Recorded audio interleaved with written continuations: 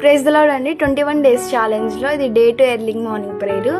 So మీకు ఒకటి నేను షేర్ చేసుకోవాలనుకుంటున్నాను. ఏంటంటే మన నైట్ నేను వాక్యం చదువుతూ ఉంటే, నా డైలీ పోర్షన్ చదువుతూ ఉంటే నాకు ఒక రియలైజేషన్ అయింది. ఇట్లనే కదా దేవుడు నన్ను కూడా ఏర్పరచుకుంది, ఇట్లనే కదా నా జీవితంలో కార్యం జరిగిస్తేనే కదా నేను విశ్వాసం ఉంచింది అన్నట్టు ఒక రియలైజేషన్ అయ్యాను. ఏంటంటే అక్కడ ఒక కాన్వర్జేషన్ ఉంటుంది. యోహాను సువార్త 4వ అధ్యాయం 39-42 వచనాల్లో ఒక కాన్వర్జేషన్ ఉంటుంది. అక్కడ ఏంటంటే ఆ అధ్యాయం మొత్తం సమరేస్త్రీ గురించి.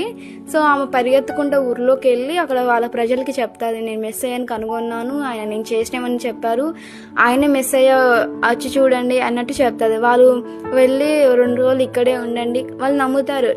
నమ్మినాక వెళ్ళి 2 రోజులు ఇక్కడే యేసయ్యని ఉండమని అడుగుతారు. దేవుడు అక్కడే ఉంటాడు. అప్పుడు యేసయ్య బోధ చెప్తా ఉంటారు. అప్పుడు వాళ్ళు విని నిజంగా ఈయనే మెస్సయ్య, ఈయనే లోకరక్షకుడు అని నమ్ముతారు, విశ్వాసం ఉంచుతారు.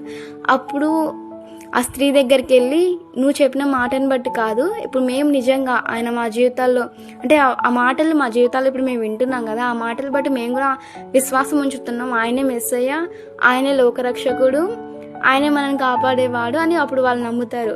ఇక్కడ నేను చెప్పాలనుకుంటుంది ఏమంటే, నేను కూడా నాన్ క్రిస్టియన్గా ఉన్నప్పుడు చాలామంది నాకు దేవుని గురించి చెప్పారు, బట్ నేను వినలేదు. ఆయన కూడా ఒక దేవుడే కదా, ఎందుకు ఇలా చెప్తున్నారు, మేమేమైనా చెప్పుకుంటున్నామా మా దేవుళ్ళ గురించి అన్నట్టు ఉండేదాన్ని నేనైతే. అప్పుడు దాని తర్వాత మళ్ళీ దేవుడిని మేము నిజంగా తెలుసుకున్నాక, మా ఫ్యామిలీలో సిచ్యువేషన్స్ బట్టి దేవుడు మా జీవితంలో కార్యాలు చేశాడు. అప్పుడు నేను విశ్వాసం ఉంచిన దేవుని మీద. నిజమే కదా, నా లైఫ్లో కూడా ఒకటి చెప్తే నేను జస్ట్ నమ్మాను, బట్ ఇప్పుడైతే నా జీవితంలో జరిగింది కాబట్టి నేను విశ్వాసం ఉంచాను కదా, ఇప్పటి నుంచి నా ద్వారా ఇంకా చాలామందికి చెప్పాలని నేను ఒక థాట్ డిసైడ్ అయిపోయాను అనమాట. ఏ సిచ్యువేషన్లో ఏమైనా సరే ప్రేయర్ని వదిలిపెట్టకూడదు, ముఖ్యంగా మార్నింగ్ ప్రేయర్ అసలుకే వదిలిపెట్టకూడదని డిసైడ్ అయిపోయాను.